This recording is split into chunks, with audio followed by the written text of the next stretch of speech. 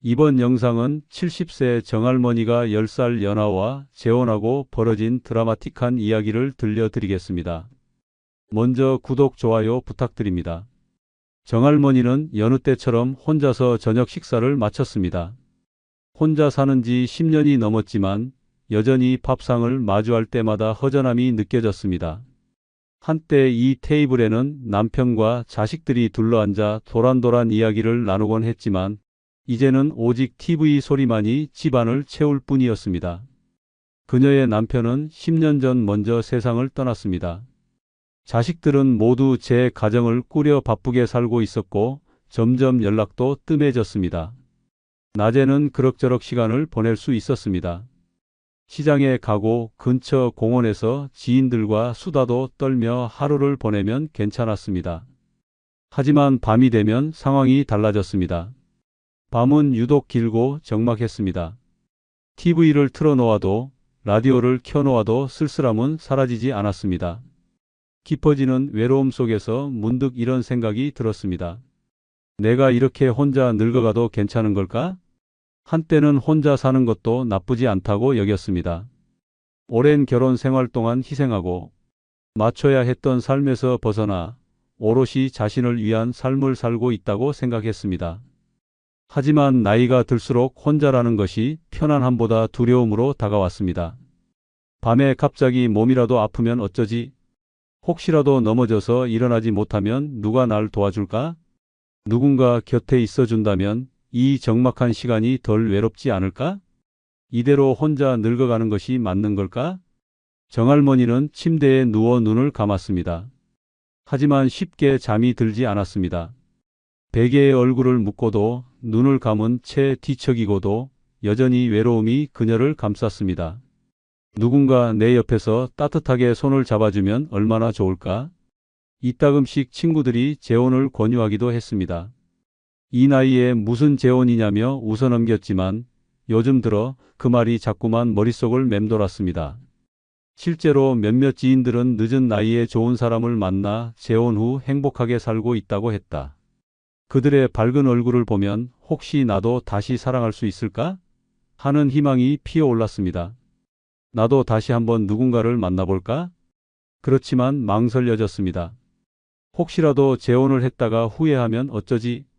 낯선 사람과 다시 관계를 만들어가는 것이 쉽지 않을 텐데 이미 늙은 나이에 새로운 사람을 받아들이는 게 가능할까?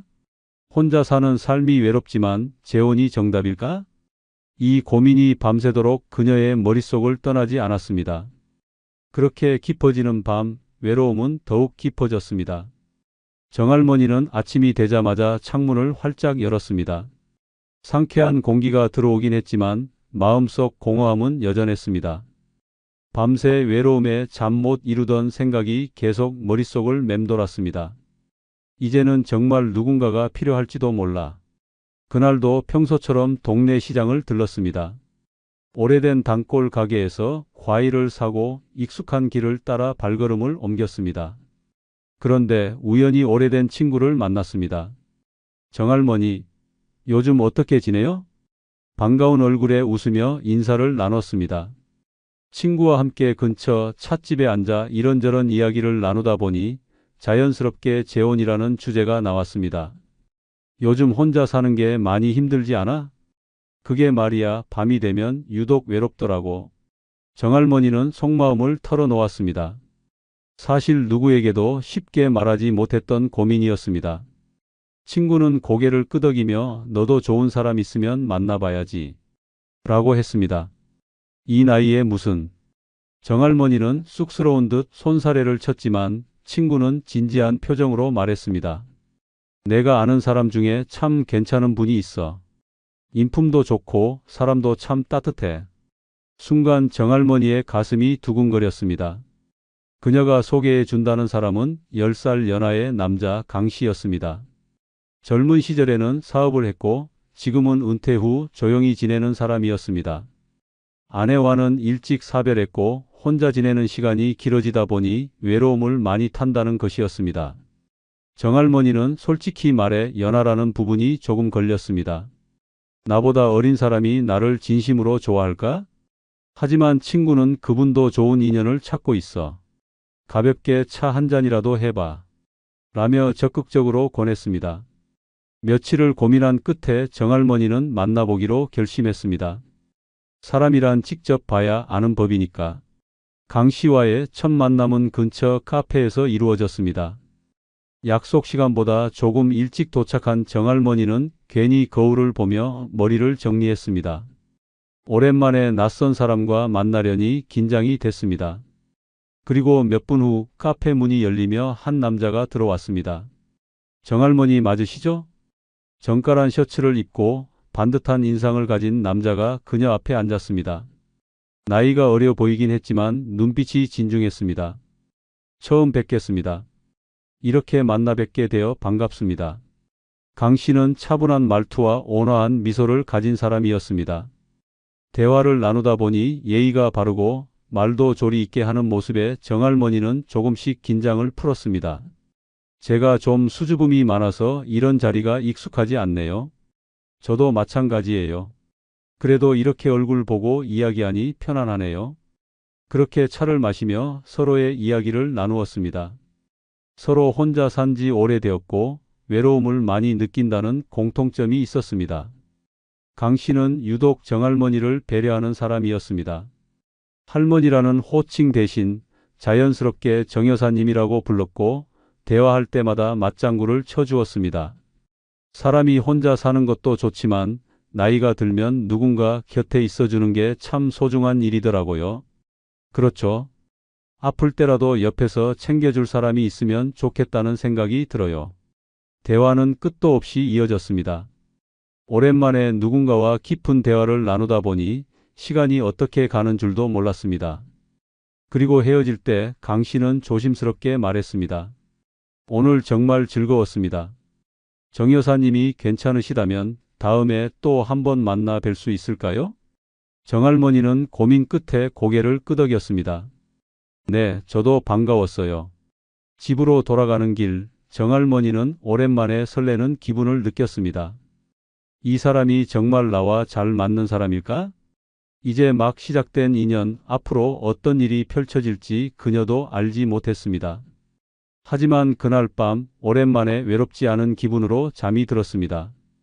강 씨와의 첫 만남 이후 정할머니는 오랜만에 가슴이 두근거리는 감정을 느꼈습니다. 설렘이라니 나이 들어서도 이런 감정을 느낄 수 있구나. 그녀는 혼잣말을 하며 살짝 미소를 지었습니다. 그날 이후 강 씨는 꾸준히 연락을 해왔습니다. 잘 지내세요? 오늘은 날씨가 참 좋네요. 맛있는 거 드셨나요? 혹시 다음 주에 같이 식사하실까요? 자연스럽게 약속이 잡혔고 둘은 한 번, 두 번 만나면서 점점 가까워졌습니다. 강 씨는 매우 다정하고 세심한 사람이었습니다. 정할머니가 무거운 짐을 들고 있으면 먼저 나서서 들어주었고 밥을 먹을 때도 이거는 짜지 않으세요? 이 반찬이 더 맛있을 것 같아요. 라며 늘 그녀를 먼저 챙겼습니다. 혼자서 밥 먹는 것보다 이렇게 같이 먹으니 훨씬 좋네요. 그러게요. 이런 게 행복인가 봐요. 강 씨는 마치 오래된 연인처럼 자연스럽게 다가왔습니다. 정할머니는 그가 자신의 외로움을 이해해주고 함께 있어줄 사람이라는 생각에 점점 마음을 열게 되었습니다. 몇 주가 지나자 강 씨는 정할머니에게 더욱 적극적으로 다가오기 시작했습니다. 사실은요, 저는 정 여사님 같은 분이 정말 이상형이었어요. 따뜻하고 배려심이 깊고 대화가 잘 통하는 사람, 이런 인연이 있을까 싶을 정도예요. 나이 들어 연애라니. 처음에는 쑥스러웠지만 정할머니도 점점 강 씨에게 마음이 기울었습니다. 오랜만에 누군가에게 관심을 받고 나도 아직 사랑받을 수 있구나 하는 기분이 들었습니다. 그리고 어느 날 강 씨가 조심스럽게 말을 꺼냈습니다. 우리 함께 사는 건 어떨까요? 정할머니는 순간 놀랐습니다. 갑자기 무슨 말이에요? 강 씨는 다정한 목소리로 말을 이었습니다. 이제 우리 나이엔 시간이 너무 소중하잖아요. 여사님도 혼자 사는 게 외롭다고 하셨잖아요. 저도 그래요. 혼자 사는 게 너무 힘들어요. 강 씨의 눈빛은 진심처럼 보였습니다. 이제 혼자 밥 먹는 것도 지겹고 혼자 아프면 너무 서럽더라고요. 서로 의지하면서 살면 얼마나 좋을까요? 정할머니는 고민에 빠졌습니다. 마음이 없는 건 아니었습니다. 하지만 너무 빠르게 결혼 이야기까지 나오는 것이 아닌가 하는 생각이 들었습니다. 그러자 강 씨는 따뜻한 목소리로 덧붙였습니다. 여사님, 저는 여사님이랑 함께 있으면 너무 행복해요. 매일 같이 지내면서 따뜻한 밥 한 끼 나누고 같이 손잡고 산책도 다니고 싶어요. 저 혼자보단 여사님과 함께라면 더 행복할 것 같아요. 강 씨의 말은 달콤했고 설득력이 있었습니다. 이 사람이 진심이라면 정말 좋은 인연이 될지도 몰라. 정할머니는 마음이 흔들리기 시작했습니다. 결혼식은 가족들만 참석하여 조용하고 소박하게 진행되었습니다. 정할머니는 화려한 웨딩 드레스 대신 단정한 옷을 입고 강 씨와 손을 맞잡고 서로를 바라보았습니다. 주변 친구들은 모두 늦은 나이에 좋은 인연을 만나셨네요. 라며 축하를 건넸습니다. 정할머니도 행복한 미소를 지으며 그래, 나도 이제 혼자가 아니야. 라는 생각을 되뇌었습니다. 결혼 후 그녀의 일상은 완전히 달라졌습니다. 여보, 아침이야. 일어나요. 늘 혼자 맞이하던 아침이 이제는 따뜻한 목소리와 함께 시작되었습니다. 눈을 떠보면 옆에는 늘 강 씨가 있었습니다. 혼자 자던 침대에 함께 누워있는 것만으로도 왠지 모를 안정감이 들었습니다. 식탁 위에도 변화가 생겼습니다. 혼자서 대충 때우던 아침 식사가 아니라 함께 차려 먹는 아침상이었습니다. 오늘은 내가 국을 끓였어요. 한번 맛 좀 봐요. 어머, 당신이 이런 것도 할 줄 알아?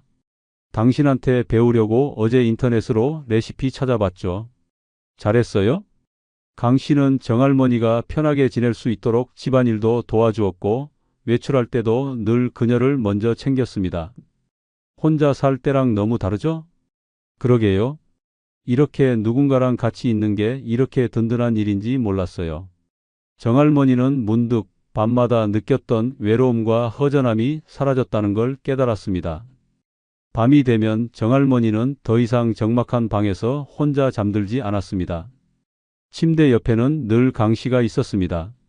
따뜻한 체온이 느껴지는 사람과 함께 있다는 것이 이렇게도 마음을 편안하게 해줄 줄은 몰랐습니다. 어느 날 밤 강 씨는 조용히 그녀의 손을 잡았습니다. 여보, 잠이 안 와요? 정할머니는 부끄러운 듯 고개를 돌렸지만 오랜만에 느껴보는 설레는 감정에 입가에 미소가 번졌습니다. 다시 나를 여자로서 바라보는 사람이 곁에 있다는 것이 너무 행복했고 매일 밤이 미치도록 기다려졌습니다. 아니, 그냥 오랜만에 행복해서요. 강 씨는 그녀를 따뜻하게 꼭 감싸 안으며 낮게 속삭였습니다. 당신과 함께하는 지금 이 순간이 제일 행복해요. 늙어서도 이런 감정을 느낄 수 있다는 것이 신기하기도 했고 한편으로는 감사했습니다. 아무도 곁에 없을 줄 알았던 그녀의 노년에 다시금 심장이 뛰는 순간들이 찾아왔다는 것. 이제는 더 이상 혼자가 아니었습니다. 새로운 인연과 함께 따뜻한 밤을 맞이할 수 있었습니다. 정말 행복한 인생 2막이 시작된 듯 했습니다.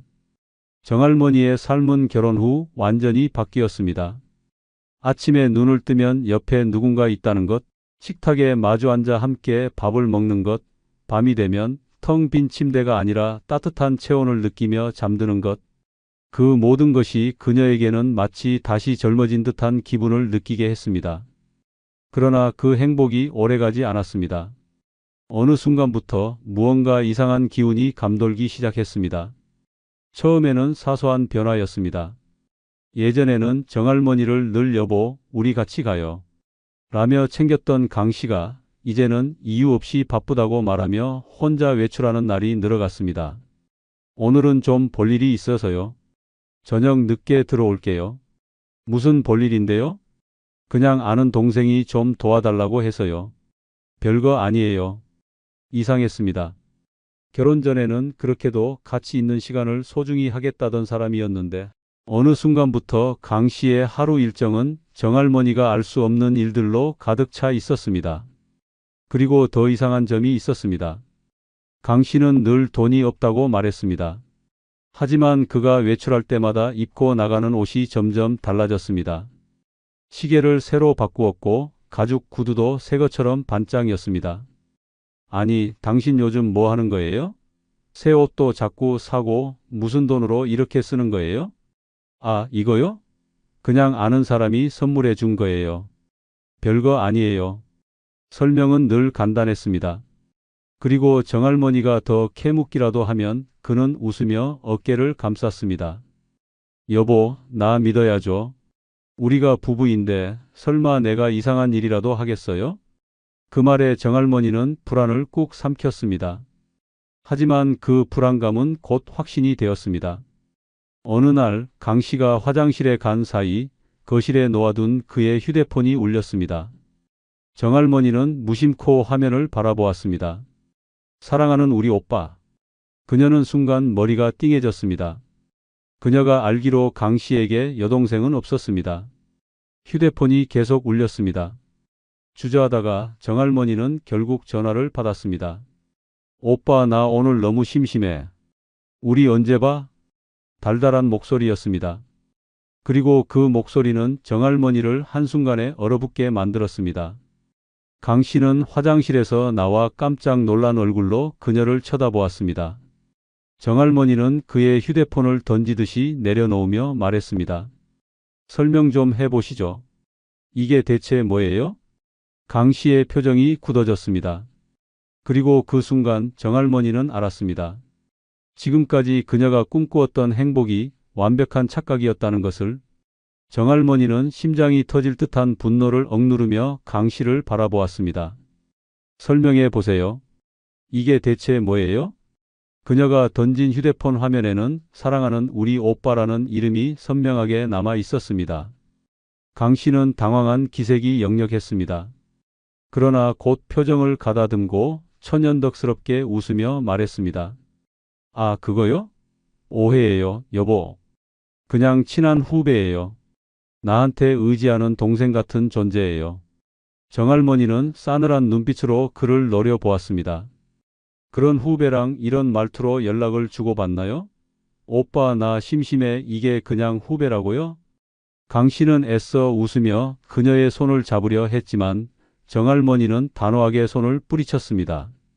그 순간 그녀는 온몸이 떨릴 정도로 차가운 진실을 깨달았습니다. 이 사람 나를 속이고 있었어. 그날 밤 정할머니는 잠을 이루지 못했습니다.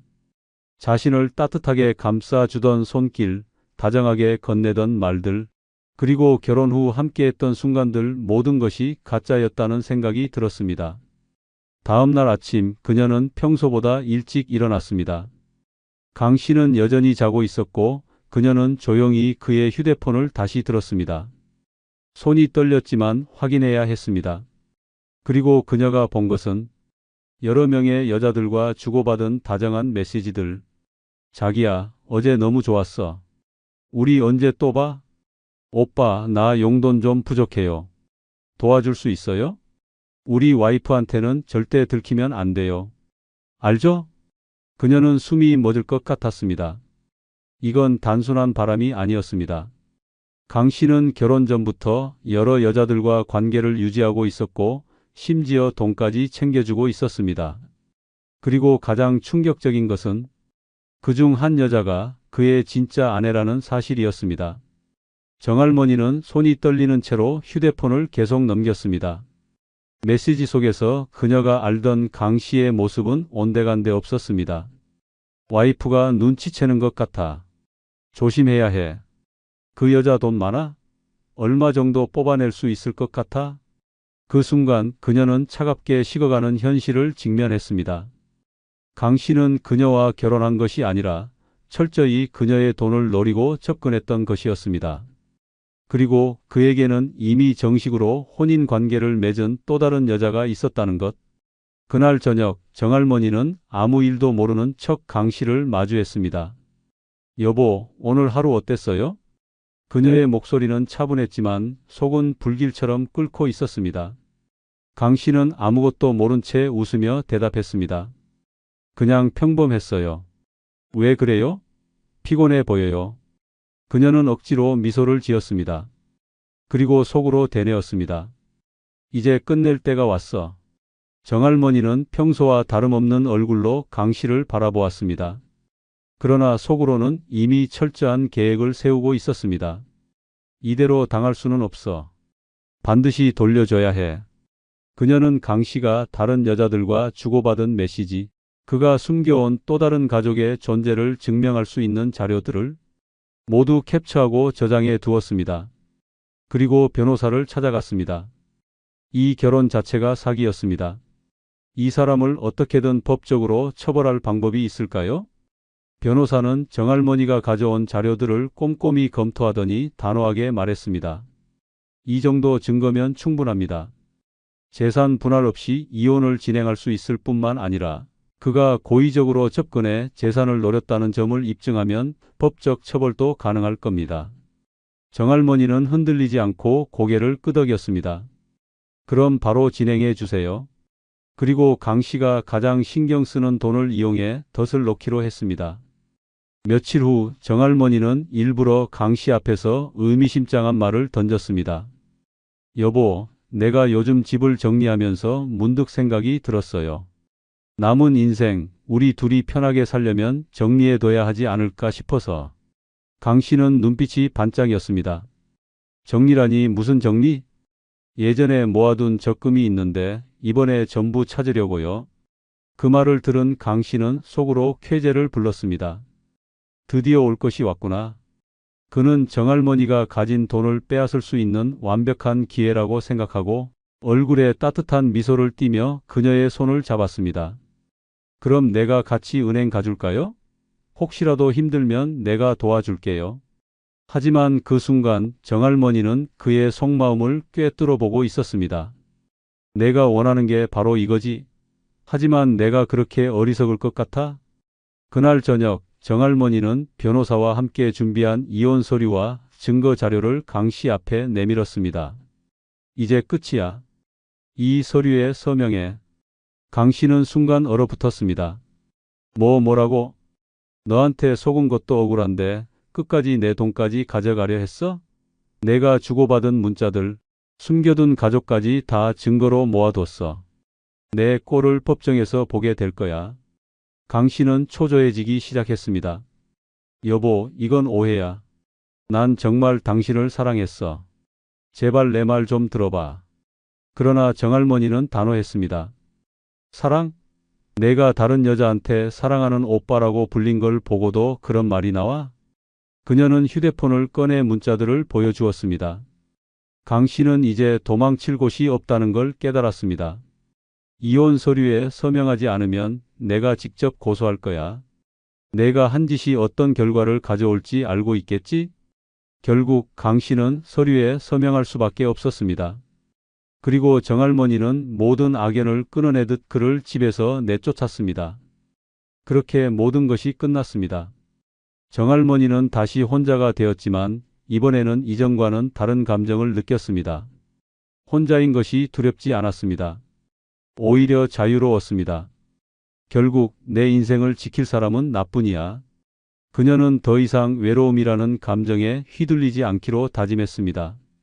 남은 인생 더 이상 누구에게도 속지 않고 누구에게도 휘둘리지 않으며 온전히 자신을 위해 살아가기로 했습니다. 비록 사랑이라고 믿었던 것은 거짓이었지만 그 덕분에 그녀는 진짜 소중한 것을 깨달을 수 있었습니다. 나는 나 혼자서도 충분히 행복할 수 있다. 그렇게 정할머니는 자신의 삶을 다시 찾아가기로 했습니다. 그리고 창문을 활짝 열며 미소 지었습니다. 이제야 진짜 평화가 찾아온 기분이야. 끝까지 시청해 주셔서 감사합니다.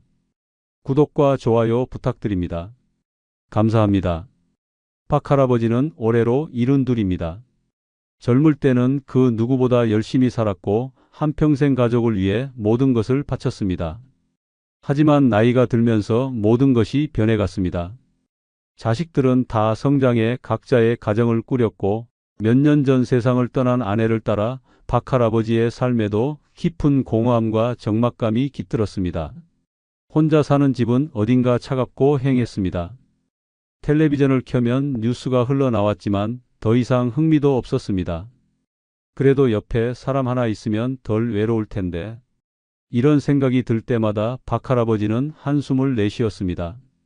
친구들도 하나둘 떠나거나 아픈 몸을 이끌고 병원 신세를 지고 있었습니다. 가끔 동네 친구들과 만나도 대화는 뻔했습니다. 자식들이 안 찾아온다. 몸이 예전 같지 않다. 혼자 살다 보니 죽어도 모를까봐 겁난다. 모두 같은 고민을 하고 있었습니다. 그 중에서도 박 할아버지를 가장 두렵게 만든 것은 바로 혼자 죽는 것이었습니다. 만약 내가 어느 날 조용히 숨을 거둔다면 아무도 모른 채 발견되는 건 아닐까? 노인들이 홀로 세상을 떠나고 며칠이 지나서야 발견되었다는 뉴스를 볼 때마다 가슴이 서늘해졌습니다. 세상을 떠나는 것이 두렵다기보다는 외롭게 떠나는 것이 더 무서웠습니다. 아무도 모른 채 홀로 생을 마감하는 것만큼 서글픈 일은 없었습니다. 그러던 어느 날 오랜만에 만난 한 지인이 요즘은 노인 재혼도 많아졌어요. 혼자 살기 너무 힘들면 좋은 사람 찾아서 다시 살아보는 것도 나쁘지 않아요. 라며 슬쩍 이야기를 꺼냈습니다. 처음에는 그 말을 듣고 피식 웃었습니다. 이 나이에 무슨 재혼? 하지만 집으로 돌아오는 길에 문득 생각이 꼬리를 물었습니다. 나도 다시 누군가와 함께 할 수 있을까? 다시 아침밥을 차려줄 사람이 있고 함께 대화를 나누고 아플 때 옆에서 손을 잡아줄 사람이 생긴다면 노년의 외로움이 덜어질지도 모른다고 생각했습니다. 한편으로는 걱정도 많았습니다. 만약 다시 결혼했다가 후회하면 어떡하지? 자식들이 반대하면? 돈 문제라도 생기면? 하지만 걱정이 아무리 많아도 지금처럼 혼자 늙어가는 것보다는 나을지도 모른다는 생각이 들었습니다. 그렇게 몇 주가 지나고 지인의 소개로 아직 젊고 따뜻한 성품을 가진 여성이라며 박 할아버지에게 한 여성을 소개해 주겠다는 제안이 들어왔습니다. 박 할아버지는 고민했습니다. 이 만남을 받아들일 것인가, 아니면 그냥 이렇게 혼자 살아갈 것인가? 운명이 바뀌는 순간은 언제나 이렇게 작은 선택에서 시작되었습니다.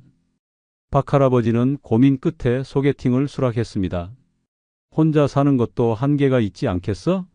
하루에도 몇 번씩 바뀌는 마음을 붙잡고 그는 지인이 소개해 준 여성과 만나기로 했습니다. 소개받은 여성은 박 여사, 올해 65, 젊고 활기찬 성격에 싹싹한 말투로 사람을 기분 좋게 만드는 타입이었습니다. 첫 만남에서 박 할아버지는 긴장했지만 그녀의 밝은 미소와 부드러운 말투에 자연스럽게 분위기가 풀렸습니다. 어르신 혼자 지내신 지 오래되셨다고 들었어요. 많이 외로우셨겠어요. 박 여사는 처음부터 박 할아버지의 외로운 마음을 건드렸습니다. 그 한마디에 박 할아버지는 속으로 뜨끔했습니다. 혼자 살면서도 괜찮다. 아직은 버틸만하다. 라고 자기 위안을 했지만 사실은 아니었습니다. 아, 뭐 다들 그렇죠. 나이 들면 혼자 되는 거야.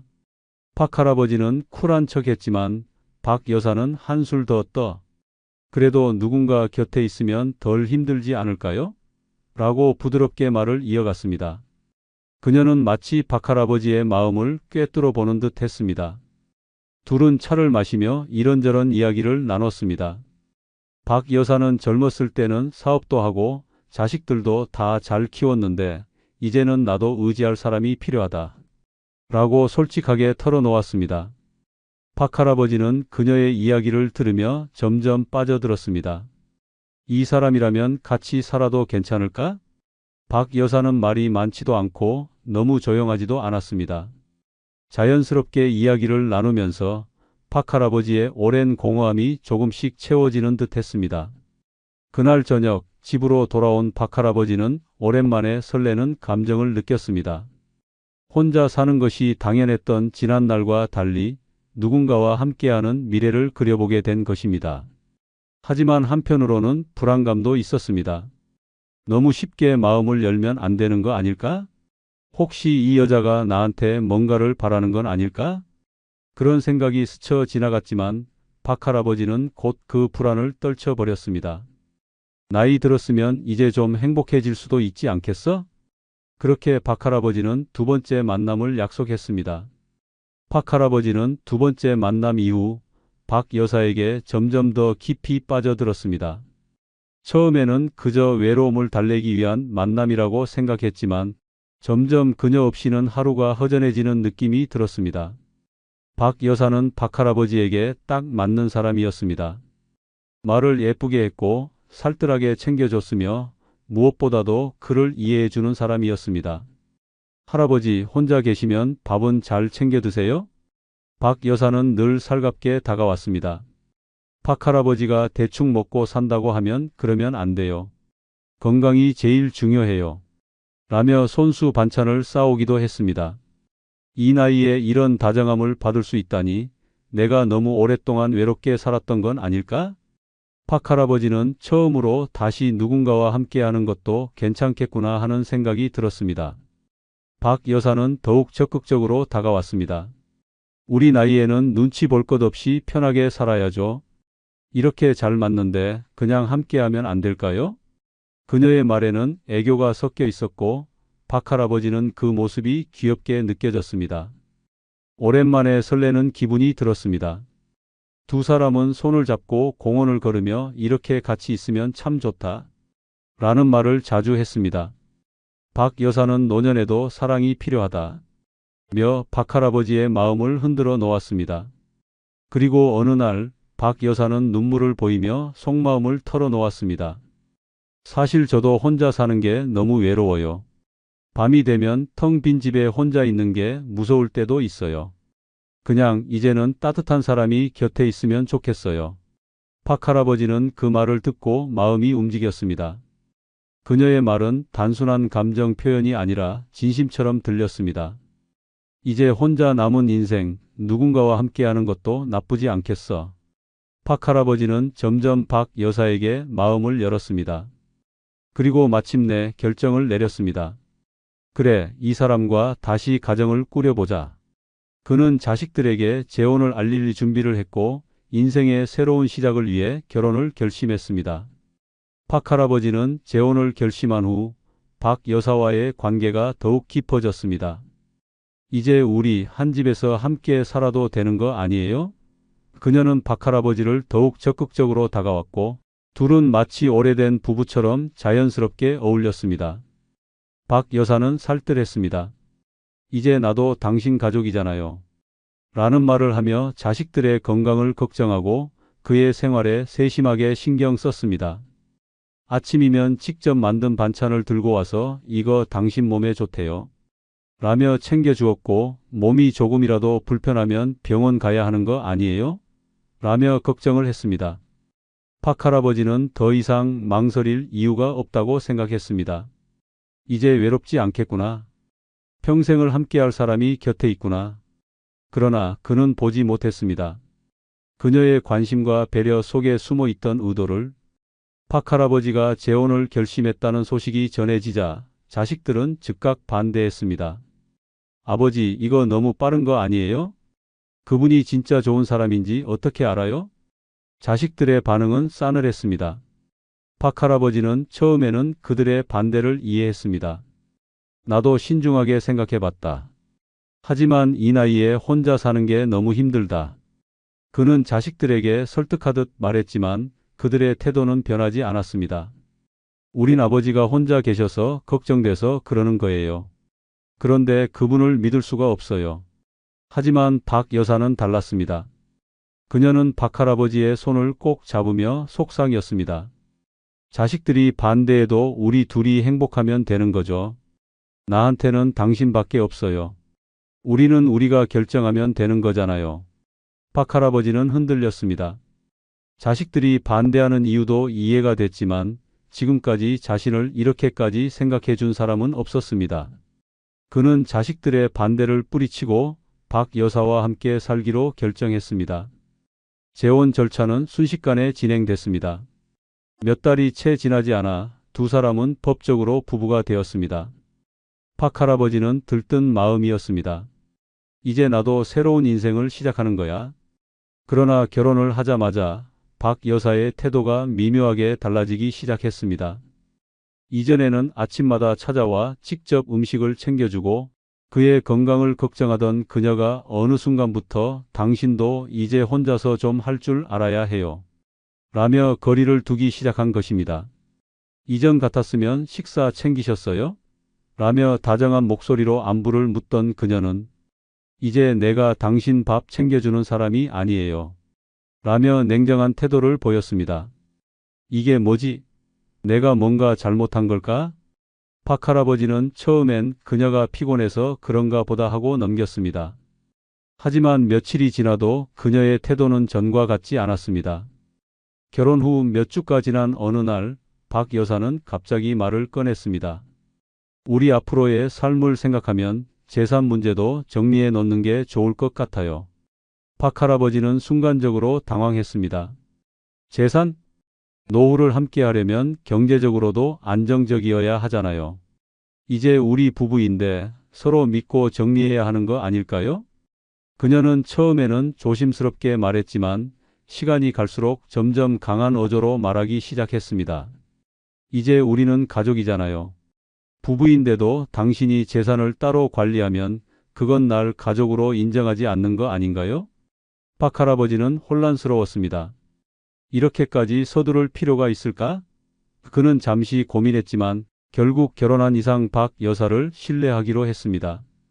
박 할아버지는 처음에는 박 여사의 말이 이해되지 않았습니다. 결혼한 부부라면 당연히 재산도 공유해야 하는 것 아니냐? 라는 그녀의 말이 자꾸만 머릿속을 맴돌았습니다. 아, 이게 원래 부부란 건가? 노년에 다시 결혼을 하다 보니 젊은 시절의 감각과는 너무나도 달랐습니다. 그러나 시간이 지날수록 그녀의 태도는 더욱 노골적으로 변했습니다. 박 여사는 처음엔 다정하게 접근했습니다. 우리 이제 부부인데 나도 당신 재산 상황을 알아야 하지 않을까요? 그러나 박 할아버지가 확답을 주지 않자 그녀는 점점 태도를 바꾸기 시작했습니다. 난 당신을 믿고 재혼했는데 당신은 나를 못 믿는 거예요? 부부 사이에 비밀이 있으면 안 되는 거 아닌가요? 혹시 자식들 눈치 보느라 그러는 거예요? 그녀의 말은 점점 강하게 압박하는 방향으로 흘러갔습니다. 박 할아버지는 그 말이 신경 쓰였지만 그래도 무언가 찜찜했습니다. 자식들이 반대했던 이유가 이런 거였나? 하지만 이미 결혼을 했고 그녀와의 관계를 깨뜨리기에는 너무 늦은 상황이었습니다. 그러던 어느 날 박 여사는 본격적으로 행동에 나섰습니다. 여보, 내 명의로 적금 하나 들어줘요. 집도 공동 명의로 바꿔야 하지 않겠어요? 그래야 내가 당신을 끝까지 돌봐줄 수 있죠. 나도 이제 당신 가족이니까 내 이름으로 된 재산도 있어야 해요. 박 할아버지는 순간 귀를 의심했습니다. 이게 무슨 말이지? 그는 난생 처음 돈 문제로 배우자와 이렇게 불편한 대화를 나누게 될 줄은 몰랐습니다. 그가 말을 아끼자 박 여사는 눈물을 보였습니다. 난 당신이랑 진심으로 살려고 했는데 당신은 나를 한낱 남처럼 취급하는군요. 내가 당신을 위해 이렇게 헌신했는데 나는 뭘 믿고 살아야 하죠? 박 할아버지는 당황했습니다.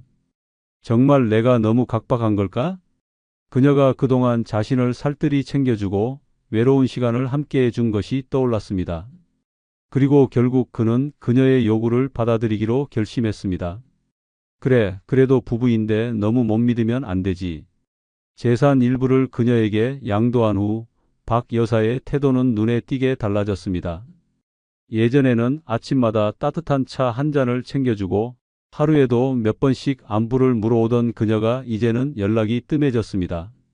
저녁 식탁에서 함께 웃으며 대화를 나누던 그녀가 이제는 핑계를 대며 자리를 피했습니다. 오늘 친구랑 약속이 있어서요. 피곤해서 먼저 잘게요. 무엇보다 박 할아버지가 가장 이상하게 느낀 것은 그녀가 점점 집에 늦게 들어오기 시작했다는 점이었습니다. 처음엔 별거 아닌 줄 알았습니다. 나이 들어도 사람들 만나고 그러는 게 좋은 거지.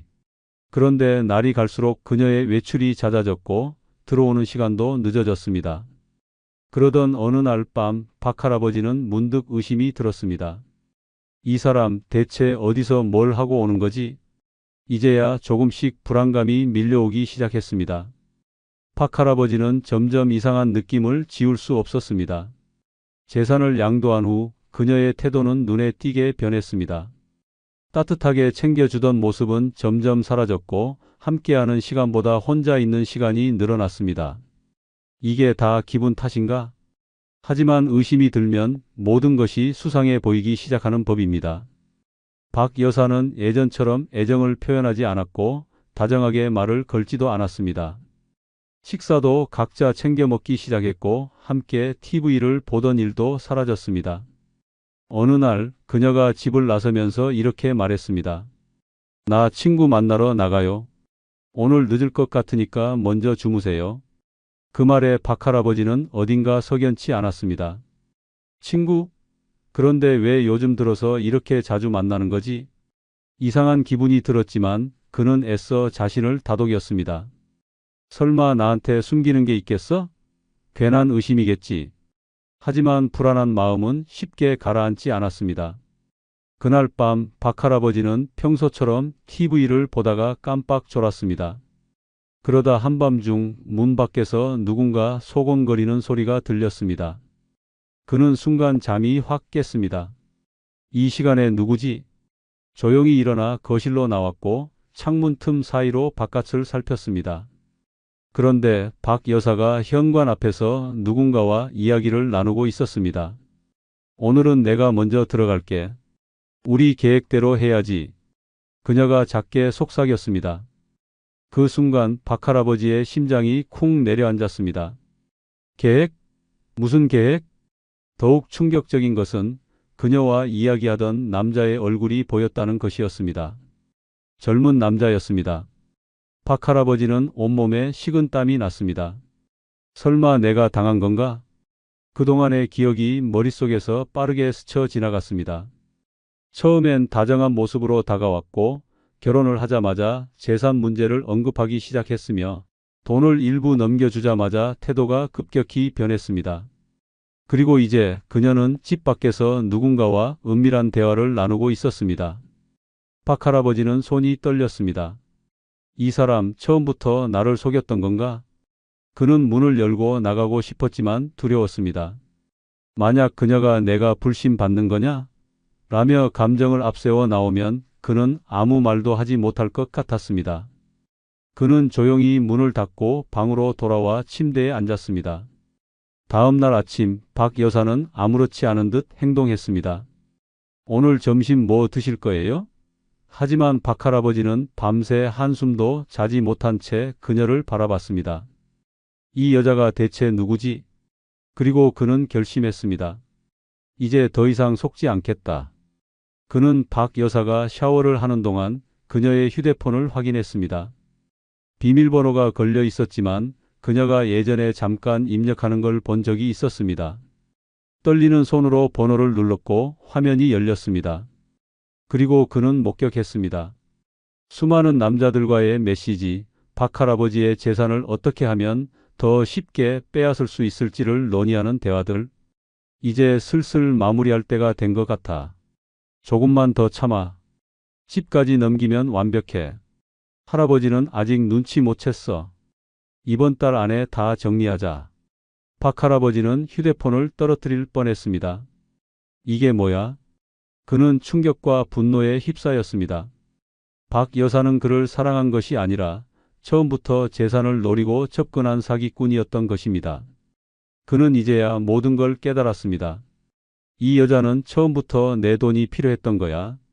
나를 사랑한 게 아니었어. 박 할아버지는 이를 악물었습니다. 내가 이렇게 당하고 끝낼 것 같아? 그는 속으로 외쳤습니다. 그리고 결심했습니다. 이 판을 내가 뒤집어야 한다. 박 할아버지는 휴대폰 속 문자들을 보며 온몸이 떨렸습니다. 박 여사가 자신을 사랑했던 것이 아니라 처음부터 철저하게 재산을 빼앗기 위한 계획을 세우고 접근했다는 사실을 확인한 순간 머리가 하얘졌습니다.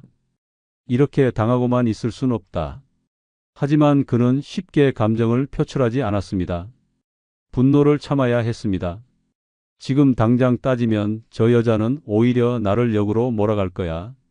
그는 밤새 고민했습니다. 어떻게 해야 이 여자를 확실하게 내 인생에서 쫓아낼 수 있을까? 그리고 결국 그는 한 가지 계획을 세웠습니다. 박 할아버지는 평소처럼 행동했습니다. 마치 아무것도 모르는 듯한 얼굴로 그녀를 대했습니다. 여보, 요즘 많이 힘들지? 내가 좀 더 신경 써줄게. 이 말을 듣자 박 여사는 방심했습니다. 이 할망구 아직도 내가 속이고 있는 걸 모르는구나. 박 할아버지는 다음 날 바로 변호사를 찾아갔습니다. 내가 최근에 재산을 일부 넘겼는데 법적으로 되돌릴 방법이 있을까요? 변호사는 조용히 고개를 끄덕이며 말했습니다. 만약 강압적으로 이루어진 것이거나 사기에 가까운 상황이라면 법적으로 되돌릴 수 있습니다. 하지만 확실한 증거가 필요합니다. 증거라면 충분히 있어요. 그는 휴대폰 속 문자들을 변호사에게 보여주었습니다. 변호사는 표정을 굳혔습니다. 이건 단순한 재산 다툼이 아닙니다. 명백한 사기 행위입니다. 당장 법적 조치를 취해야 합니다. 그는 박 여사에게 아무것도 모르는 척하며 우리 앞으로의 재산 문제를 확실하게 정리해야 하지 않겠냐라고 말했습니다. 박 여사는 속으로 쾌재를 불렀습니다. 이제 드디어 집까지 내 명의로 바꿀 수 있겠구나. 며칠 후 박 할아버지는 변호사 사무실에서 그녀를 만났습니다. 박 여사는 잔뜩 기대하며 도장을 찍을 준비를 하고 있었습니다. 그러나 예상과 다르게 변호사가 건넨 서류는 전혀 다른 내용이었습니다. 박 여사님, 당신은 현재 사기 혐의로 법적 조사를 받게 될 가능성이 높습니다. 그녀의 얼굴이 순간 창백해졌습니다. 뭐라고요? 박 할아버지는 미소를 지으며 말했습니다. 그동안 속여줘서 고마웠어. 이제 끝이야. 박 여사는 급하게 변명하기 시작했습니다. 여보, 오해예요. 난 정말 당신을 사랑했어요. 다만 우리가 함께 살려면 재정적으로 안정이 필요해서 그런 거지. 그러나 박 할아버지는 단호했습니다. 내가 바보처럼 보였겠지. 이제 보니 내가 참 순진했구먼. 하지만 이제는 아니야. 그는 모든 증거를 변호사에게 넘겼고 박 여사는 법적 조치를 피할 수 없게 되었습니다. 며칠 후 박 여사는 집에서 짐을 싸서 나갔습니다. 그녀는 마지막까지 눈물을 보이며 매달렸지만 박 할아버지는 단호했습니다. 이제 다시는 내 인생에 발을 들이지 마. 박 할아버지는 한동안 허탈한 기분을 느꼈습니다. 내가 이 나이에 이런 일을 겪게 될 줄이야. 그러나 한편으로는 다행이라고 생각했습니다. 만약 이걸 몰랐다면 내 평생 모은 재산을 다 빼앗기고 인생의 마지막을 비참하게 보냈을지도 몰라. 그는 다시 혼자가 되었지만 이번에는 더 이상 외롭지 않았습니다. 그는 이제 남은 인생은 오로지 나를 위해 살겠다. 라고 다짐했습니다. 그렇게 박 할아버지는 잘못된 재혼에서 벗어나 인생의 소중한 교훈을 얻었습니다. 구독, 좋아요 부탁드립니다. 감사합니다. 나이를 먹으면 저절로 존경받을 거라고 생각하는 사람들이 많습니다. 나이도 먹을 만큼 먹었으니 이제 대접받아야지 라는 착각 속에서 살아가는 사람들도 있습니다. 하지만 현실은 정반대입니다. 나이가 들었다고 해서 존경받는 것이 아닙니다. 나이 들수록 품위를 지켜야 진짜 존경받습니다. 어떤 사람들은 나이 많은데 무슨 상관이야? 라며 공공장소에서 목소리를 높이고 식당에서 종업원에게 반말을 던지며 새치기를 하면서도 부끄러운 줄 모릅니다. 이런 행동을 하면 주변 사람들은 속으로 생각합니다. 저 연세에 저렇게밖에 못 배우셨나? 못 배운 티를 내는 행동은 단순히 예의가 없는 수준을 넘어서 그 사람의 품격을 바닥으로 떨어뜨리는 행위입니다. 나이가 많다는 이유로 남을 무시하고 자기 고집만 내세우며 사회적 질서를 어기는 순간 그 사람은 나이만 먹었지 배운 게 없는 사람으로 낙인 찍힙니다. 누군가는 말합니다. 이제 와서 뭘 새삼 조심하라고 해? 하지만 잘 생각해 보십시오. 지금 당장은 괜찮아 보여도 결국 나중에 사람들은 등을 돌리게 됩니다. 나이 들수록 품격 있는 행동을 해야 마지막까지 존중받으며 살 수 있습니다. 이제부터 어디 가서 이런 행동하면 사람들이 속으로 손가락질한다. 라는 행동들을 하나씩 짚어보겠습니다. 혹시라도 자신이 이런 행동을 하고 있다면 더 늦기 전에 바꿔야 합니다. 존경받으며 나이 들 것인가? 손가락질 받으며 늙어갈 것인가? 선택은 본인의 몫입니다. 첫 번째 행동은 식당에서 종업원에게 반말하고 무례하게 대하는 행동입니다. 식당에서 식사를 하는 것은 단순히 배를 채우는 일이 아니라 타인과의 예의를 지키면서 사회적 관계를 맺는 행위입니다. 그러나 일부 사람들은 나이가 들었다는 이유만으로 종업원을 하대하고 반말을 툭툭 던지며 못 배운 티를 냅니다. 야, 여기 물 좀 줘. 반찬이 이게 뭐야? 이거 당장 치우고 다른 걸로 가져와. 내가 단골인데 서비스 안 줘? 이런 식으로 종업원을 마치 하인처럼 대하는 행동은 주변 사람들까지 인상을 찌푸리게 만듭니다. 나이가 많다고 해서 존중받아야 할 이유는 있지만 그 존중을 강요할 권리는 없습니다. 나이가 들었다고 해서 무조건 높은 사람이 되는 것은 아닙니다. 종업원은 손님을 맞이하는 서비스 직군일 뿐 개인의 종속적인 존재가 아닙니다. 그러나 일부 사람들은 자신이 왕이라도 된 듯한 태도를 보이며 종업원을 막 대합니다. 이런 행동은 오히려 나이 들수록 더 촌스럽고 무례한 사람이라는 인상을 줍니다. 식당이라는 공간은 혼자만의 공간이 아닙니다. 수많은 사람들이 보고 있고 듣고 있습니다. 음식을 나르는 종업원을 향해 소리치는 모습, 반말을 툭툭 던지는 모습, 반찬이 늦게 나온다고 성질을 부리는 모습은 곧 주변의 시선을 모으게 됩니다. 저 할아버지 할머니 왜 저래? 저런 어른이랑 밥 먹으러 가면 너무 창피할 것 같아. 이런 소문은 금방 퍼집니다. 그리고 한번 찍힌 이미지는 쉽게 지워지지 않습니다. 과거에는 어른이 말하면 젊은 사람들이 따르는 시대였습니다. 하지만 지금은 다릅니다. 어른이 먼저 예의를 지켜야 존중을 받는 시대입니다. 종업원에게 반말을 하는 순간 주변 사람들의 시선 속에서 배운 사람이라는 이미지는 사라집니다.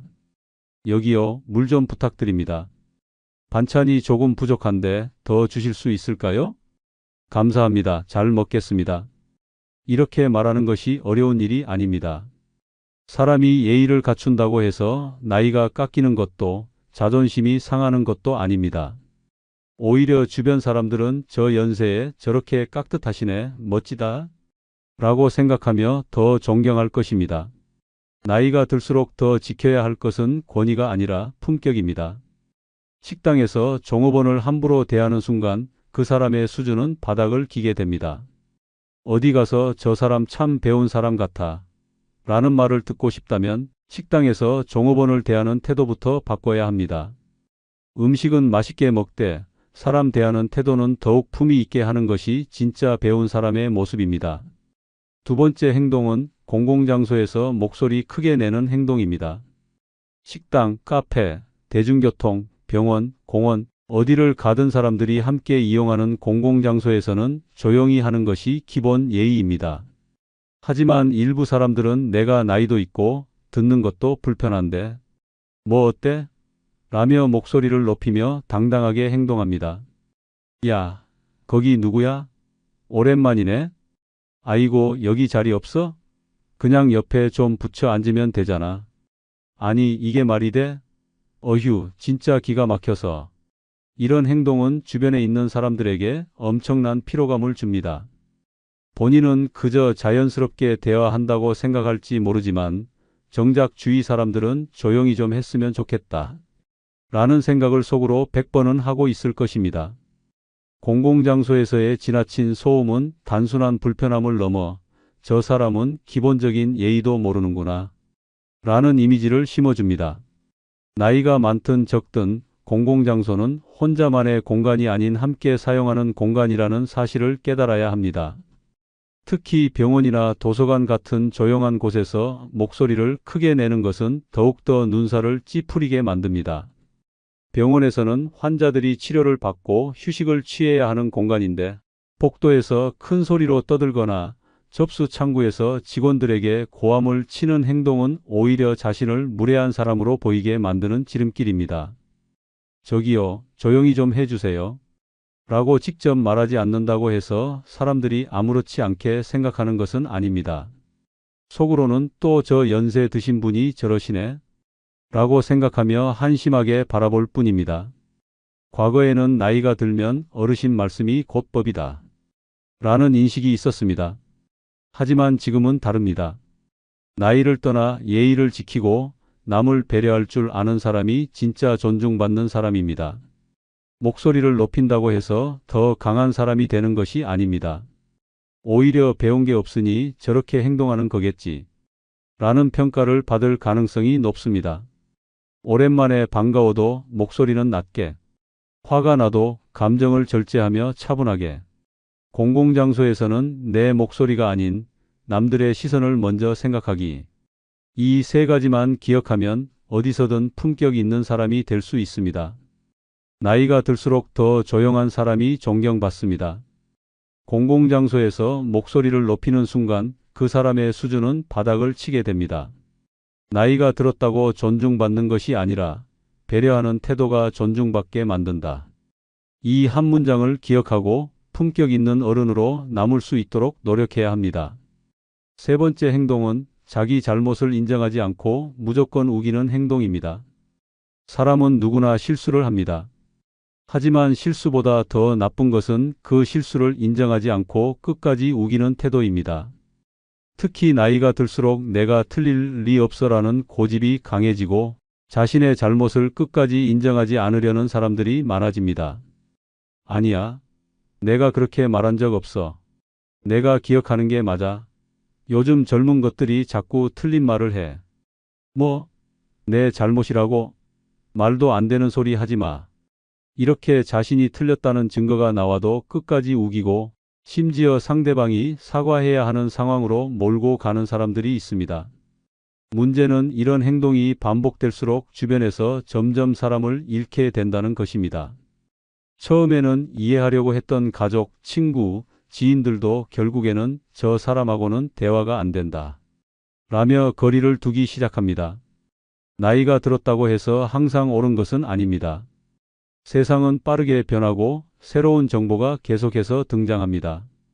하지만 어떤 사람들은 자신의 경험과 기억만을 절대적으로 믿고 자신의 생각과 다르면 무조건 틀렸다고 단정 짓습니다. 그러다 보니 젊은 세대와의 대화에서도 문제가 생깁니다. 손주가 스마트폰을 설명하면 예전에는 이런 거 없어도 잘 살았어. 이게 왜 필요해? 라며 새로운 지식을 받아들이지 않으려 합니다. 자녀가 현대식 육아 방식을 설명하면 내가 너 키울 때는 안 그랬어. 다 소용없는 소리야. 라며 과거의 방식을 고집합니다. 이런 태도가 지속되면 결국 주변 사람들은 말이 안 통하는 사람으로 여기고 더 이상 대화를 시도하지 않게 됩니다. 그리고 그렇게 고립된 노년이 시작됩니다. 잘못을 인정하는 것은 부끄러운 일이 아닙니다. 오히려 자신의 실수를 인정하고 깨닫는 것이 진짜 배운 사람의 태도입니다. 내가 잘못 생각했네. 내가 맞다. 이건 내가 몰랐던 부분이네. 알려줘서 고맙다. 내가 실수했네. 미안하다. 이 짧은 말 한마디가 사람을 잃을 수도 다시 붙잡을 수도 있습니다. 나이가 들수록 고집을 부리기보다는 배울 자세를 유지하는 것이 훨씬 더 품위 있는 모습입니다. 자신의 실수를 인정하지 않고 끝까지 우기는 순간 사람들은 점점 멀어집니다. 그리고 결국 주변에 남는 것은 자신을 감싸줄 사람도 이야기 나눌 사람도 없는 외로운 노년뿐입니다. 나이를 먹었다고 존경받는 것이 아니라 태도가 존경받을 만해야 진짜 어른으로 인정받는 것입니다. 내가 언제 그랬어? 라는 말보다 내가 잘못했다. 라는 말이 더 많은 사람이 곁에 남게 만듭니다. 네 번째 행동은 공공장소에서 새치기 하는 행동입니다. 공공장소에서 줄을 서는 것은 가장 기본적인 사회 질서입니다. 하지만 어떤 사람들은 나는 나이가 많으니까 먼저 해도 괜찮겠지. 라는 생각으로 당연하다는 듯이 새치기를 합니다. 버스 정류장에서 줄 서 있는 사람들을 밀치고 앞에 서는 사람, 마트 계산대에서 조용히 기다리는 사람들을 제치고 끼어드는 사람, 은행에서 나이 많으니까 빨리 해줘. 라며 다른 대기 손님들을 무시하는 사람들. 이런 행동을 하는 순간 그 사람의 품격은 한순간에 바닥으로 떨어집니다. 새치기를 하는 사람들은 대개 이런 핑계를 댑니다. 아, 내가 몰랐네. 잠깐만 볼일 보고 갈게요. 나 급해서 그래. 젊은 사람들은 이해 좀 해줘야지. 이 나이에 이렇게 오래 기다리라고 말이 되는 소리를 해야지. 하지만 이런 변명은 주변 사람들에게 전혀 통하지 않습니다. 오히려 저 사람 또 저러네. 저런 사람이랑 같은 공간에 있으면 피곤해. 라는 시선만 받을 뿐입니다. 새치기는 단순한 행동이 아니라 내가 너희보다 중요하다. 라는 태도를 드러내는 것입니다. 다른 사람들도 바쁘고 기다릴 이유가 없는 것이 아닙니다. 하지만 사회적 질서를 지키기 위해 줄을 서고 있는 것입니다. 나이가 들었다고 해서 기본적인 예의를 지키지 않아도 된다는 법은 없습니다. 오히려 어른일수록 젊은 세대에게 모범이 되어야 합니다. 그런데 새치기를 하는 순간 그 모습은 후배들에게 나이 들면 저렇게 되나? 라는 부정적인 인식을 심어주게 됩니다. 아이고, 저런 분 보면 꼰대 같아서 싫다. 나이 많다고 무조건 대접받아야 한다는 태도가 더 문제야. 예의 없는 어른이 제일 피곤하다. 이런 말을 듣고 싶지 않다면 새치기를 하는 습관부터 버려야 합니다. 기본적인 질서를 지키는 것이 어렵지 않습니다. 줄이 길면 기다리면 되고 급하면 양해를 구해야 합니다. 죄송합니다. 제가 급한 일이 있어서 그러는데 괜찮을까요? 이렇게 한마디만 해도 주변 사람들은 충분히 이해할 수 있습니다. 새치기를 하는 순간 주변 사람들은 저 사람은 기본적인 예의도 모르는 사람이구나 라고 판단하게 됩니다. 그리고 한번 찍힌 이미지는 쉽게 바뀌지 않습니다. 나이가 들었다고 존중받는 것이 아니라 남을 배려하는 태도가 존중받게 만듭니다. 어디에서든 배운 사람이라는 인정을 받고 싶다면 줄을 서는 기본적인 질서부터 지키는 것이 필수입니다. 순서를 지키는 것이 어렵습니까? 그렇다면 나이 들었다고 존중받기를 바라지도 말아야 합니다.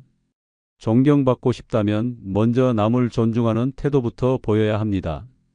다섯 번째, 못 배운 행동은 대화할 때 상대방의 말을 끊는 행동입니다. 대화는 서로의 생각과 감정을 나누는 소통의 과정입니다. 하지만 일부 사람들은 상대방이 말을 끝내기도 전에 끼어들어 하니 그게 아니고 내가 해봐서 아는데 그거 내가 먼저 얘기하려고 했어. 같은 말들을 쏟아냅니다. 상대방이 이야기를 할 기회를 주지 않고 본인의 말만 강조하는 순간 상대방은 지쳐갑니다. 아, 그 얘기 나도 아는데? 내가 먼저 겪어본 일이야. 그러니까 말이야. 아니, 그런 게 아니라니까.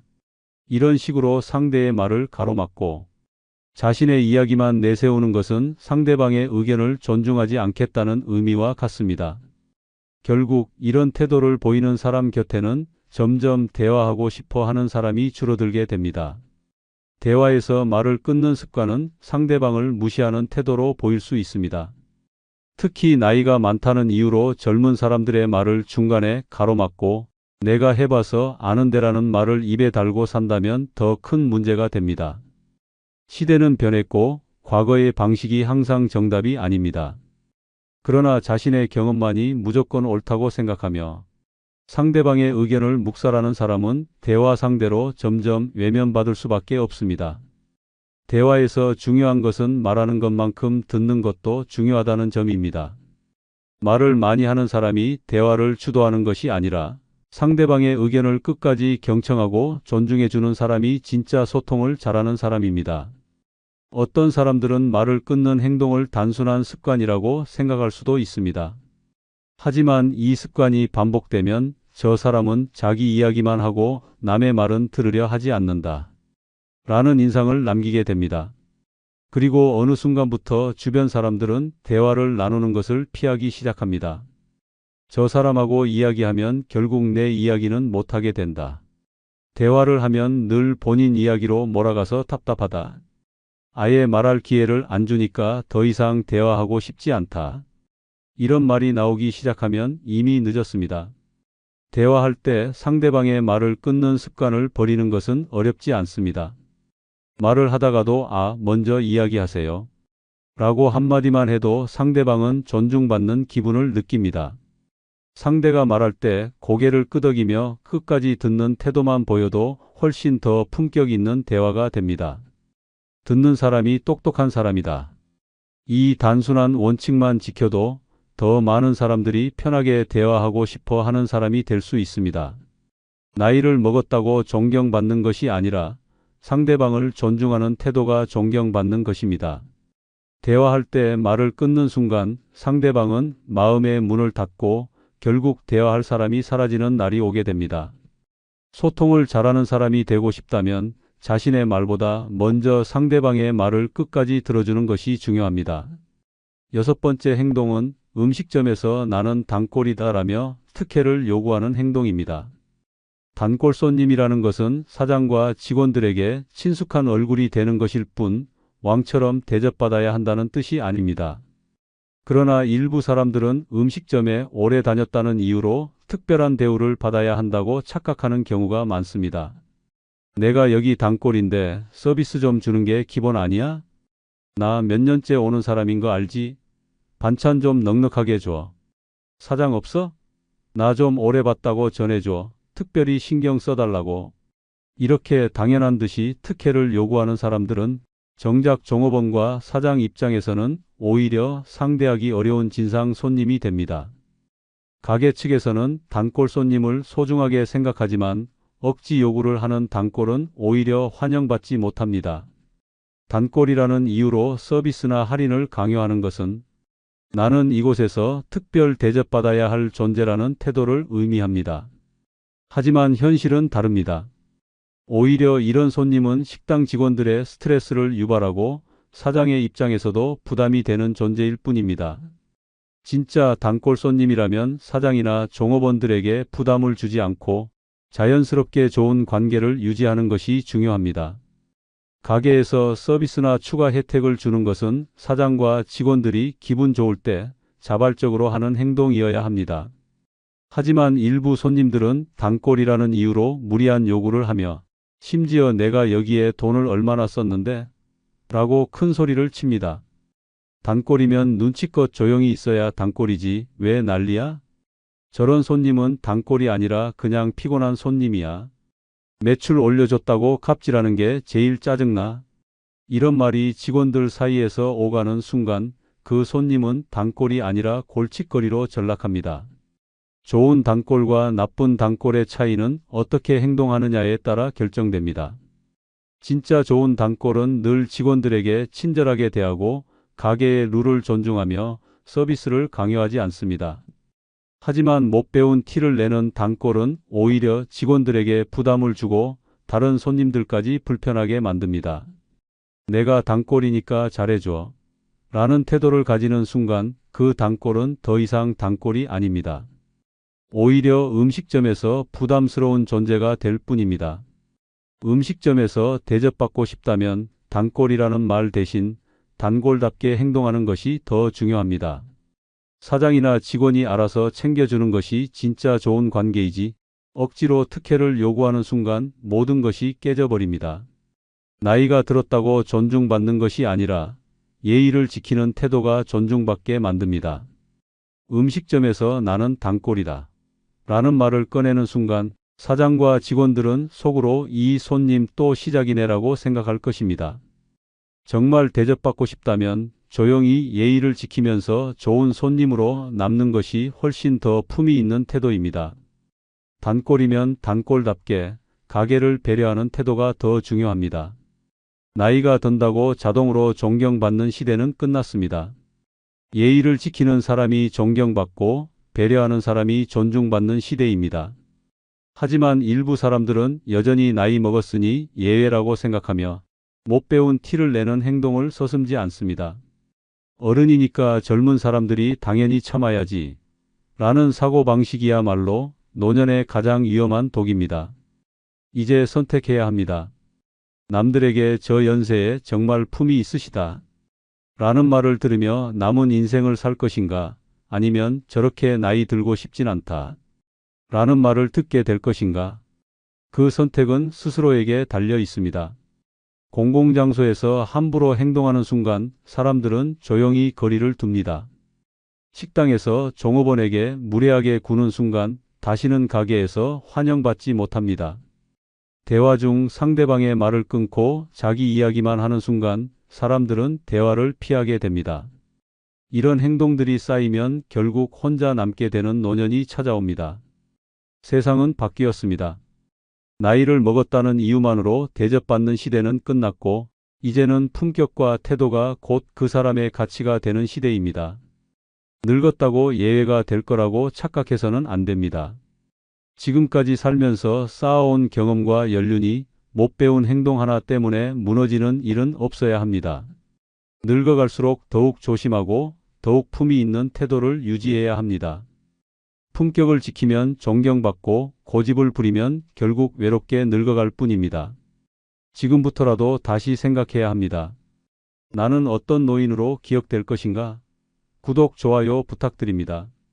사람들은 흔히 늙어서 혼자 살면 외롭다 라고 말합니다. 하지만 과연 그럴까요? 오히려 늙어 혼자 사는 것이야말로 인생에서 가장 큰 축복일 수 있습니다. 결혼을 하면 함께할 사람이 생기지만 동시에 타인의 인생에 휘둘려야 합니다. 내가 하고 싶은 일을 마음대로 할 수도 없고 내 돈도 온전히 내 것이 아니게 됩니다. 심지어 노년이 되면 배우자의 병수발까지 들어야 할 수도 있습니다.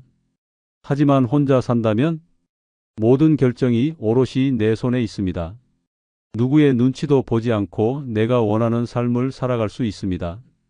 내 돈, 내 시간, 내 인생을 나만을 위해 쓸 수 있는 삶. 이것이야말로 늙어 혼자 사는 것이 축복인 이유입니다. 이번 영상에서는 혼자 사는 것이 왜 행복한지, 진짜 혼자의 삶이 주는 자유와 평온함이 무엇인지 6가지를 이야기해 보겠습니다. 첫 번째, 내 취향을 온전히 지킬 수 있다는 것입니다. 늙어도 내 취향을 유지하면서 사는 것, 이것이야말로 혼자 사는 가장 큰 축복 중 하나입니다. 결혼을 하면 내 취향은 사라지고 가족의 취향에 맞춰 살아야 합니다. 내가 좋아하는 옷을 입는 것도, 내가 듣고 싶은 음악을 틀어놓는 것도, 내가 보고 싶은 TV 프로그램을 시청하는 것도 누군가의 눈치를 봐야 합니다. 결혼한 사람들의 집을 떠올려 보십시오. 거실에는 가족이 좋아하는 인테리어가 들어서고 침실에는 배우자의 취향이 반영됩니다. 내가 하고 싶은 대로 바꿀 수 있는 공간은 오직 내 작은 서재뿐일 수도 있습니다. 하지만 혼자 산다면 집안 전체가 100% 내 취향대로 꾸며집니다. 혼자 사는 노년의 가장 큰 즐거움은 온전히 나를 위한 삶을 살 수 있다는 것입니다. 가족이 있으면 그 나이에 그 옷이 뭐야? 이제 좀 점잖게 입어야지. 같은 쓸데없는 잔소리를 듣게 됩니다. 내가 좋아하는 화려한 색상의 옷을 입고 싶어도 애들이 창피해한다 라는 이유로 강요받을 수도 있습니다. 하지만 혼자 산다면 누가 뭐라고 하든 내 마음대로입니다. 음악도 마찬가지입니다.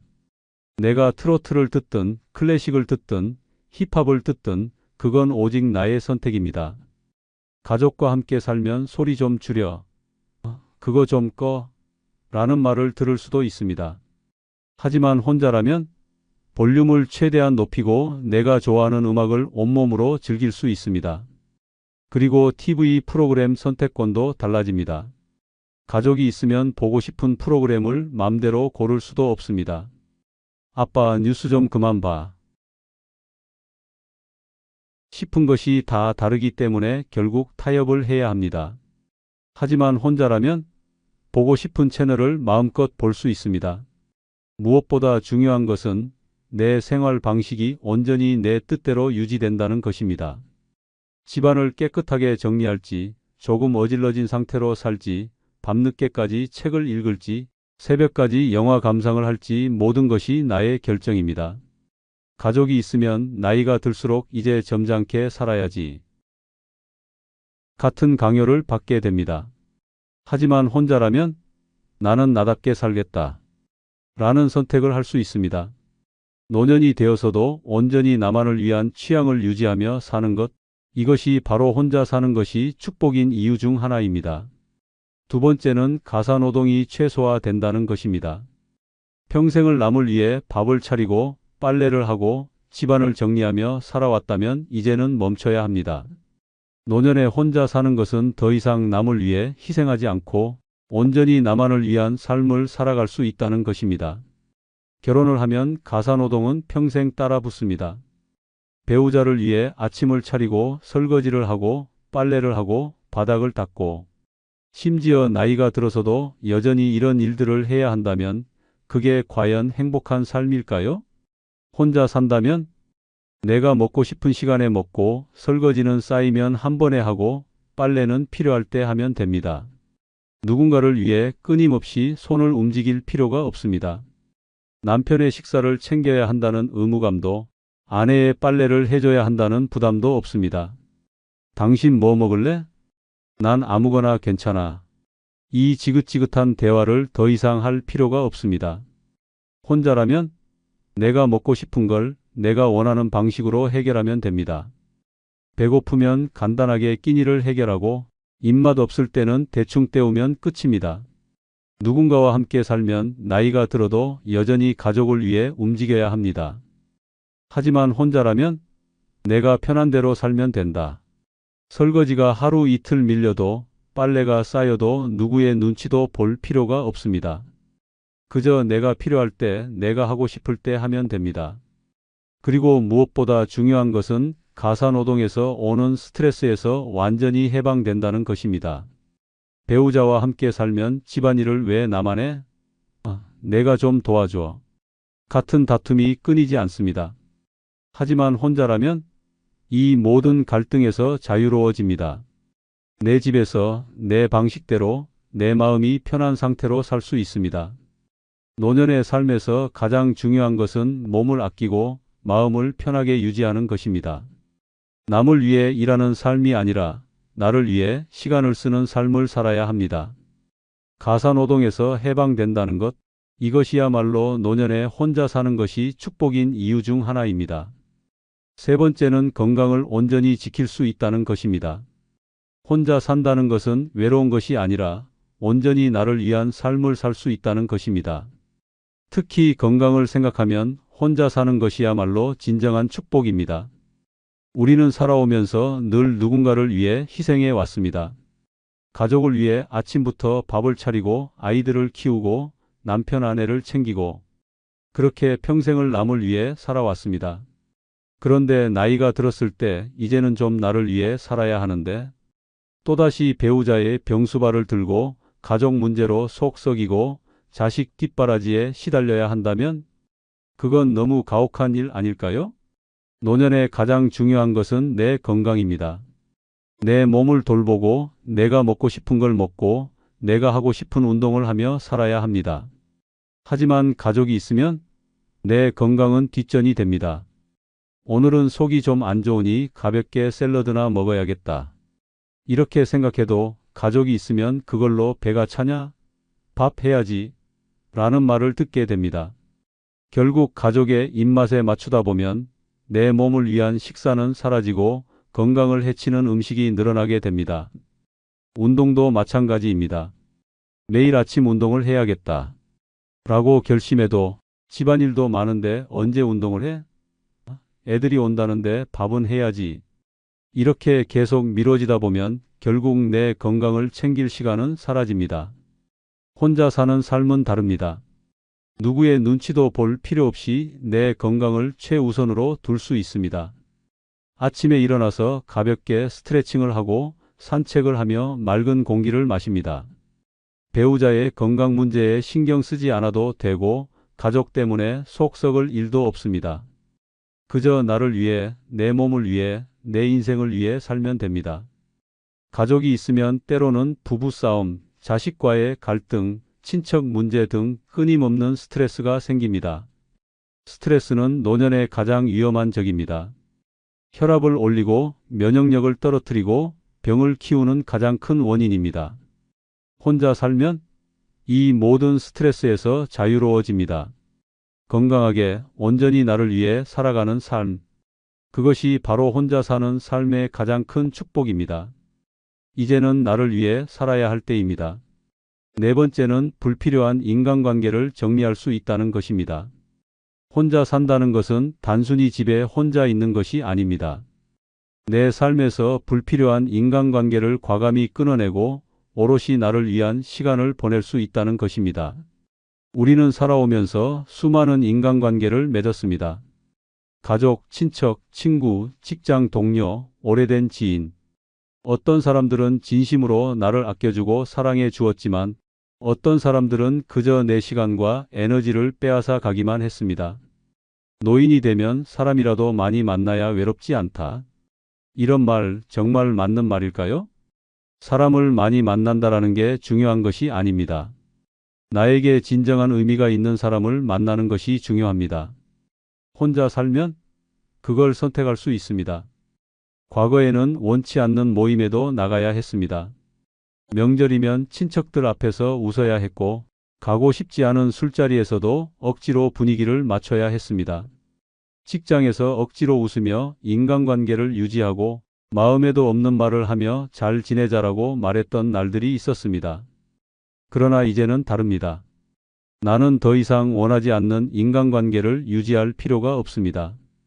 더 이상 필요하지 않은 사람들과의 억지 만남, 소모적인 대화, 스트레스만 남기는 관계. 이제는 정리할 수 있습니다. 혼자 사는 삶은 진짜 소중한 사람만 남길 수 있는 삶입니다. 내가 편안하게 이야기할 수 있는 사람, 나를 이용하지 않는 사람, 나의 시간을 빼앗지 않고 진심으로 나를 아껴주는 사람. 이런 사람들과만 교류할 수 있습니다. 나이가 들수록 불필요한 관계는 부담이 됩니다.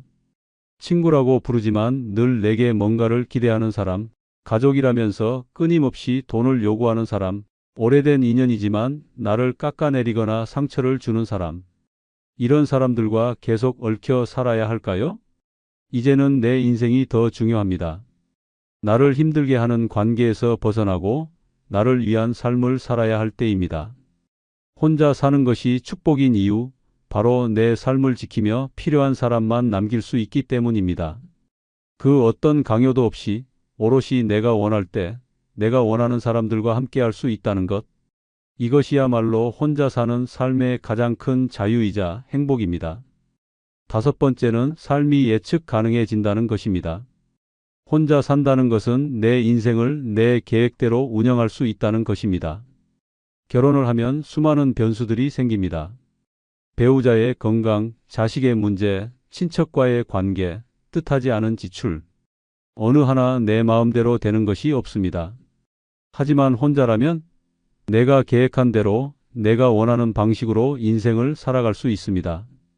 아침에 언제 일어나든, 어떤 음식을 먹든, 어디로 여행을 떠나든, 누구와 만나든, 무엇을 배우든 모든 선택이 오로지 나의 결정에 달려 있습니다. 결혼해서 가정을 꾸리는 게 안정적인 삶이다. 이 말을 믿고 살았던 시절도 있었을 것입니다. 하지만 현실은 다릅니다.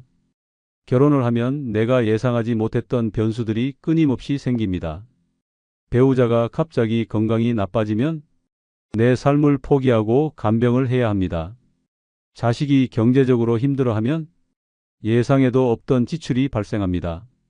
며느리나 사위와 관계가 틀어지면 평생 불편한 가족 관계를 끌고 가야 합니다. 이 모든 것이 내 계획과는 상관없이 벌어지는 일들입니다. 하지만 혼자라면 그런 변수에 휘둘릴 필요가 없습니다. 올해는 여행을 떠나야겠다. 가족이 있으면 배우자의 건강, 자식의 일정, 경제적 상황을 고려해야 합니다. 혼자라면 그냥 떠나면 됩니다. 올해는 새로운 취미를 가져야겠다. 가족이 있으면 그 돈이면 자식한테 보태줘야지. 라는 말을 듣습니다. 혼자라면 내가 하고 싶은 대로 하면 됩니다. 올해는 돈을 모아야겠다. 가족이 있으면 배우자의 의료비, 손주의 학비, 친척의 경조사비가 끝없이 새어나갑니다. 혼자라면 내가 계획한 대로 저축하고 내가 원하는 곳에 투자할 수 있습니다. 혼자 사는 삶이 축복인 이유는 더 이상 예측 불가능한 문제들에 휘둘리지 않고 온전히 내 계획대로 살 수 있기 때문입니다. 이제는 내 삶의 중심을 타인이 아니라